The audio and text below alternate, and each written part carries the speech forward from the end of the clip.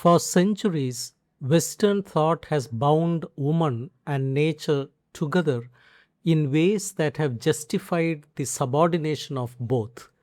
Women have been seen as closer to nature, more bodily, more emotional, less rational, and thus less fully human than men. Nature has been imagined as feminine, a mother to be revered, a mistress to be conquered, a passive resource to be exploited. The association has been profoundly damaging to women, positioning them outside the domain of culture, reason, and agency. Given this history, feminist theory has largely responded by fleeing from nature. If woman has been defined as nature, then liberation requires distancing women from everything nature represents. Simone de Beauvoir argued that women must transcend their identification with the body and the natural world. Ortner claimed that women's universal subordination stems from their perceived proximity to nature. Theories of social construction that have been central to feminism depend on a sharp opposition between nature and culture. Gender is constructed by culture, not determined by nature. But Stacey Alamo argues that this feminist flight from nature is deeply problematic. It leaves nature intact as a degraded category. It reinforces the very dualism that have oppressed women, and it forecloses the possibility that nature might serve as a feminist space, a place of resistance, freedom, and possibility. Rather than fleeing from nature, feminists should inhabit and transform it.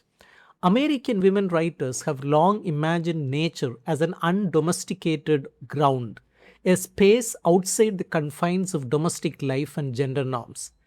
Catherine Sedgwick's 1827 novel Hope Leslie presents a heroine whose freedom, courage, and defiance of patriarchal authority emanate from nature. Hope is compared to a mountain stream, sportive, free, and beautiful, in contrast to the disciplined, domesticated young ladies of her time. Nature offers a model of resistance to rigid cultural expectations. This pattern continues through American women's literature. Sarah Orne Jewett and Mary Wilkins Freeman, writing in the late 19th century, created hybrid spaces where nature and the domestic realm blurred together. Their heroines are wild, untamed figures who resist conventional femininity. Christmas Jenny in Freeman's story looks like a broad green moving bush and lives in a home that merges with the forest. Her very appearance, bark like skin, moss like hair, suggests a refusal to be contained by gender norms. Mary Austen, writing in the early 20th century, went even further. For Austen, the desert is a place where the law and the landmarks fail together.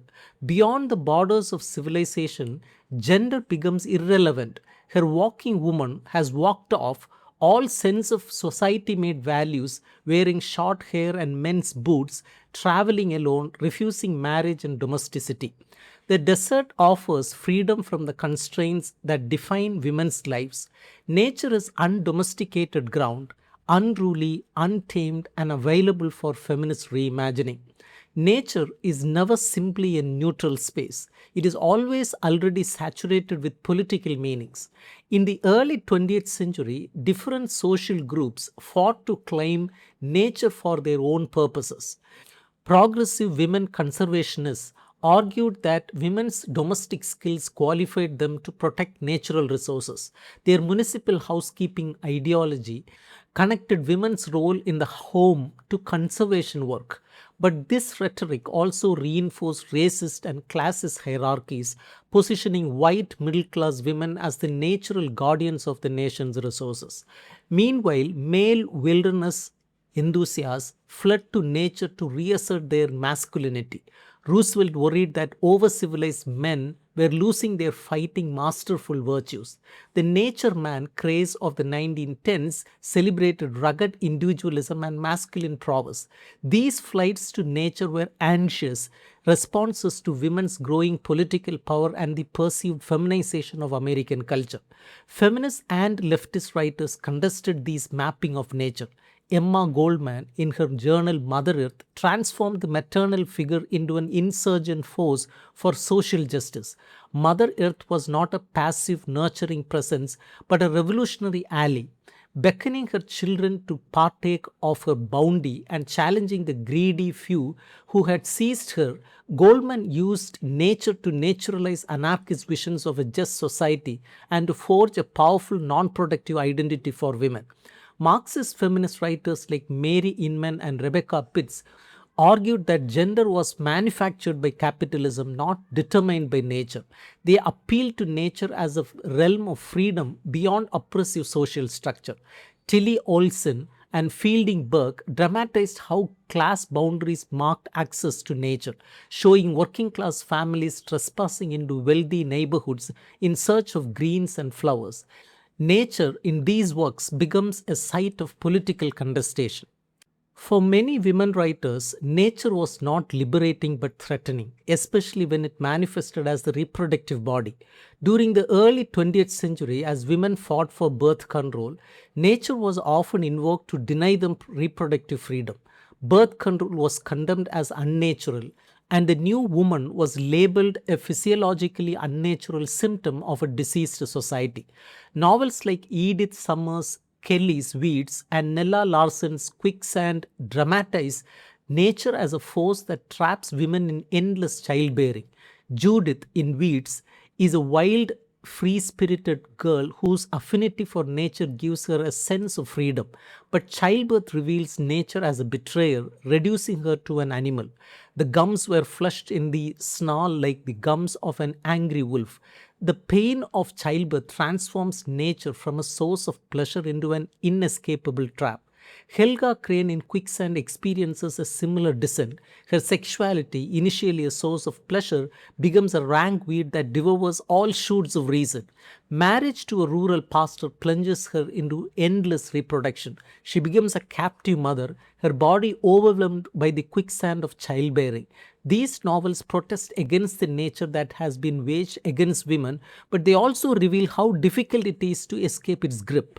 Yet these texts do more than protest. By inhibiting the abject, natural body from within, they blur the boundaries between inside and outside, nature and culture. They demonstrate that reproductive control is a political struggle, not a matter of accepting natural destiny.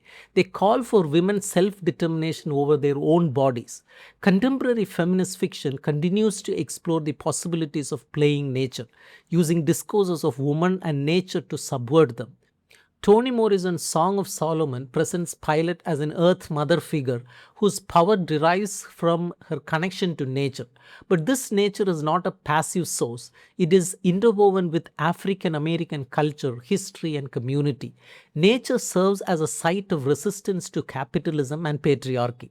Margaret Atwood's Surfacing attempts a similar alliance as the heroine strips off her clothes and becomes one with the elements. But this retreat to nature ultimately reinforces the nature culture divide. The heroine ends up barefoot and pregnant, trapped in a procreative heterosexuality. Nature in this novel is a romanticized world apart that cannot sustain a feminist politics. Marian Engel's Bear offers a different model. Lou, a librarian, goes to an island to catalog an estate and encounters a bear. Her relationship with the bear becomes an epistemological journey, a way of knowing that does not dominate or objectify.